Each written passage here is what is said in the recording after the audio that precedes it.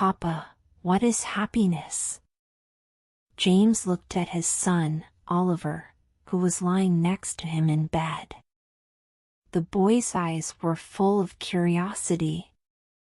It was their bedtime story time, but tonight, Oliver had a question instead of a book. James smiled. That's a big question, my boy. But I will tell you a story. Maybe it will help you understand. Oliver nodded, pulling the blanket up to his chin. I like your stories, Papa. James took a deep breath and began. Once upon a time, there was a king who had everything. His castle was the biggest in the land. His clothes were made of gold and silk. His table was always full of the finest food. But the king was not happy. He wanted something more. One day, he heard a story about a magical bird. It was called the Golden Bird. People said that whoever had this bird would feel happiness forever. The king wanted the bird. Find it for me, he commanded his best hunters. The hunters searched the mountains, forests, and rivers. After many months, they found the golden bird sitting on a tall tree, singing a beautiful song. They set a trap. The bird did not fight. It let them take it to the king. When the king saw the bird, he laughed with joy. Now I will be happy forever, he said. He ordered his servants to build a golden cage. He placed the bird inside and kept it in his room. Every morning, he woke up to hear its song. But after some days, something changed. The golden bird stopped singing. It sat in silence, looking through the bars of its cage. The king grew angry. Why don't you sing? He demanded. I gave you the finest cage. I give you the best food. Why are you not happy? The bird looked at him with sad eyes. Singing is for the free, it said softly. Happiness cannot live in a cage. The king did not understand. But you are safe here. No storms, no wild animals. You have everything.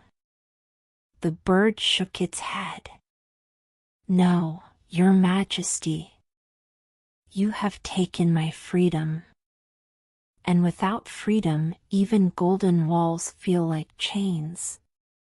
The king thought about this for a long time. He looked around his castle. He had high walls to keep him safe. He had servants to bring him anything he wanted. He had everything, but he still felt empty. Then he realized the truth. He was just like the bird. So, one morning, the king did something no one expected. He opened the cage. The bird flew out, up into the sky. It circled above the castle once, then twice. And then, it began to sing.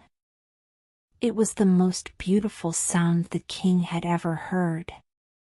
He closed his eyes and listened.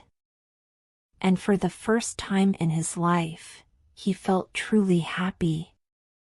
Not because he had the bird, but because he had let it go. James finished the story and looked at Oliver. So, my boy, do you understand what happiness is? Oliver was quiet for a moment.